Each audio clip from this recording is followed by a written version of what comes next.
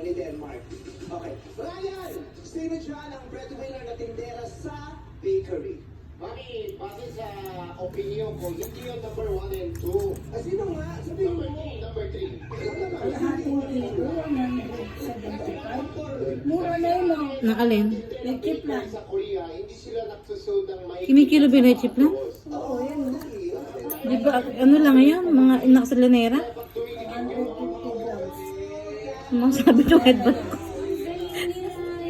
Okay na mo. Mga tindera sa bakery, maputi ang sapatos. Chip lang ba ni Ubi yan? Hindi, ayun. Ha? Ayan. Sa harina. Ah, ang galing naman na chip lang na yan. Ang laki ng pagkakagawa. Baka sa Chowking? Chowking yan? mga pang-apat niya ng tao. Alam niyo po, number 3 din ako. Dahil, Chowking nakalagay. oras lang ni ate, hindi sa Canada, kasi nakain mo kayo may reference sa Canada, kasi si Ryan Korea, sa Canada, Oh, ang laki, oh. wala masyadong Laki nga, muro na yan. 170 lang. naninigaw na 170 lang yan? 180 pa na, dalawa eh. Ay, kamuro naman. Ano lasa niya? Baka na anong lasa. pwede siyang pumasang Tignan mo sa review. Order ko. manininda. Grabe, may ganun pala. Sa isang ganira lang yung iba yung 100 na. Maliit-liit pa yun. Ako lang naman mag-isa. Kilos. Sino ba nagpapa-order? Si, ano, si Mary Grace yung Una. Sabay-sabay. Baka bear bro na gatas lang ginamit dyan. Para kay number 1. micro. Ano to ba ang pagkaiba ng micro electric ng lang? tinapay dahil may Sa microwave amag lang daw ginawa. ay mas ayaw yung nagpapalit. Nilalagplano may Ah, micro. Hindi amag, makasama. Oo. Kasi ibang leche plan, bear bro lang ginagamit ng gatas.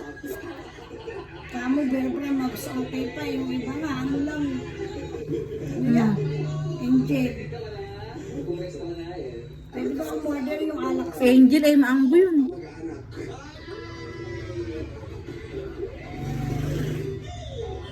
Okay. So, merong Nakakasuya yung Angel. babalik at direct kasi may amag daw Hindi ako yung binigyan. gumagamit ng Angel. Ate, ano ba to? Yung tinaboy na tinda mo, may amag. Check ko lang, sir. Bago lang po ito, sir. Hindi may amag. Bago nga yung amag. Bago nga yung ano. Oo, yung kumpare ko na nasahan niya kasi nag-iinuman kami. Yan ang pulutan namin. Napilitin tuloy yung inuman namin.